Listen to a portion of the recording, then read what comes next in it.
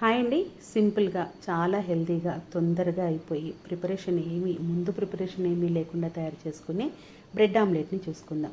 కాస్త అన్నీ తక్కువగానే వేసుకోవాలండి. మసాలాలు కానీ ఏవైనా కానీ పెప్పరు, అలాగే చిటికెడు ధనియాల పొడి, తగినంత ఉప్పు, పసుపు వేసేసుకొని సన్నగా తరిగిన కొత్తిమీర, కరివేపాకును వేసుకొని ఎగ్స్ని పలగొట్టుకొని బాగా విస్కర్ తోటి బాగా కలుపుకోవాలండి. బాగా మిక్స్ అయిపోవాలి.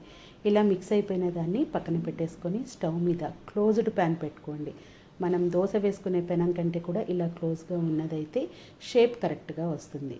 కాస్త నెయ్యిని అప్లై చేసేసి అన్ని బ్రెడ్ ముక్కల్ని రెండు వైపులా కూడా కాస్త దూరగా వేయించుకొని, ఎక్కువ ఫ్రై చేసుకోవద్దు. మళ్ళీ మనం బ్రెడ్ ఆమ్లెట్ వేసుకునేటప్పుడు మరి కాస్త బ్రెడ్ ఫ్రై అవుతుంది కాబట్టి కాస్త తక్కువగా ఫ్రై చేసుకోండి. ఇలా మీకు ఎన్ని బ్రెడ్ పీసెస్ కావాలో అన్నిటినీ కూడా నెయ్యితోనే వేయించుకోండి. బటర్ కానీ ఆయిల్ కంటే కూడా నెయ్యితో వేయించుకోవడం హెల్త్కి అయితే చాలా మంచిది. తర్వాత మనం కలిపి పెట్టుకున్నటువంటి ఎగ్ మిశ్రమాన్ని కూడా వేసేసి పైన 2 బ్రెడ్ పీసెస్ని పెట్టుకోవాలి. కార్నర్కి కొంచెం ఆయిల్ వేసుకోండి అతుక్కోకుండా ఉండడం కోసం. ఇలా బ్రెడ్ పీసెస్ని అరేంజ్ చేసేసి ఒకవైపు కాలిన తర్వాత రెండో వైపుకి టర్న్ చేసుకోండి.